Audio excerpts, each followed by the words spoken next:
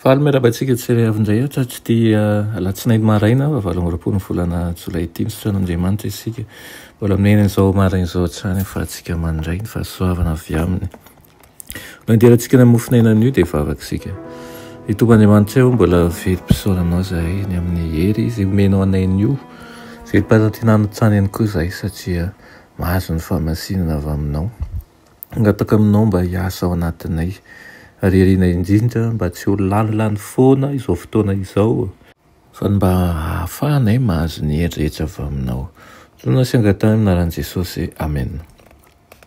Mateny mofonenantsika androany dia manao hoe fanantenana ho an'ny lavo arena amin'ny Efesiana 4:4 andiny 7:20 sy ny 8:20 fa manao hoe fa mba ho avoazina kosa ianareo amin'ny fanahin'ny sainareo ary mba ho tafianareo ny toetra vaovao izay ny foronina araka an'Andriamanitra amin'ny fahitsiana sy ny fahamasinana momba ny fahamarinana. Amen.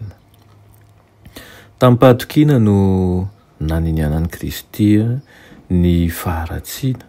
Tsy mbola nisy nankalany ratsy tahaka anazy ary tsy mbola nisy ny teny mafy ny faharatsiana tamin'ny kasahiana tahaka an'izay nataony. Tao amin'ny famiraparatany fahadiovana nahitan'ny olona fa ambany sy bitika ary ratsy ny fikasan'izy ireo kanefa nataona azy ireo hanantona azy izy fatany ny tombam-bidin'ny olombelona satria izy no namorona azy.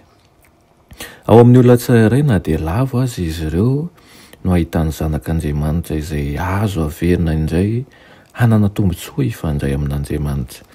Rehefa mijery ny taranak'olombelona sy ny fijaliana ary ny fitongotongana ny Kristy dia mahita toerana ho an'ny fanantenana eo amin'izay veriny fa tsy misy antenaina sy rava mihitsy. Fitahiana fa tsy mba fanamelohana no entiny ho an'ireo fananozahan-toetra sy resy ary mihevitra ny tenany hoe efa very mihitsy sy efa mba vahoana.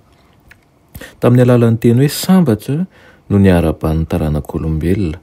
Ny firantso mahazatra any amin'ny tontolon'ny hazavana no nampiasaina toy ny fiboiboiky ny rano avy tany amin'ny loharano ny hidy nandritra ny fotoana ela no nanonan'ireo molon'ny fitahiana.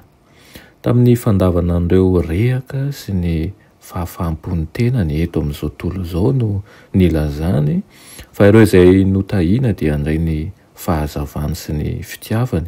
Natohina na tohina ilain'izy ireo natsotra ny tanany ary hoy izy manao hoe makanesa aty amiko ary izao hanome anareo fitsaharana.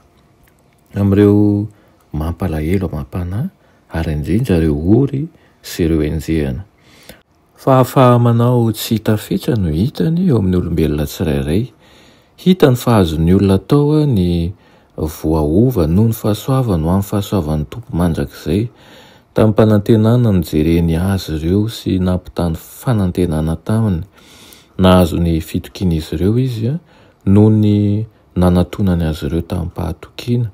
Ny fo ny faniriny vaovao tao amin'ny fo izay toy ny matiny amin'ny zava-masina rehetra mihitsy azy ary nanokatra fiainam-baovao an'ireo olona maro tratra ny fahakiviana izany.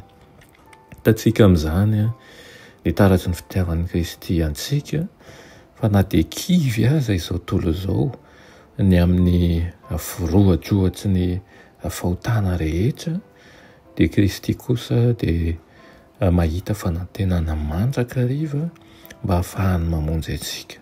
Nefa tsy hampahaterena fa tsy maintsy mila dingana avy ao amintsika fa tsy hampahatena ihany koa fa mila famonjena isika ary ihany koa ny finoana sy ny fahafantarana fa ao amin'ny Kristy irery ihany no ahafahantsika mahazo an'izany famonjena izany. Vavaka isika ry Tompon'Andriamanitra eo misaotra anao zahay ny amin'izany teninao izany.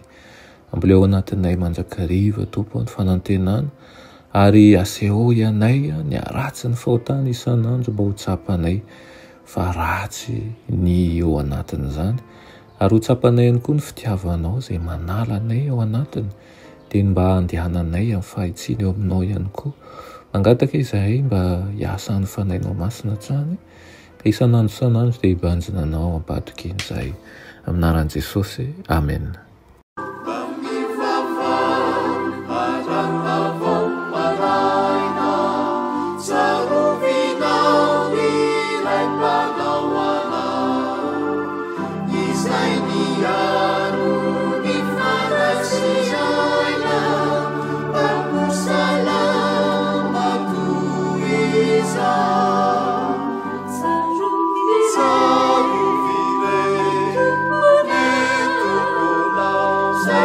Yeah.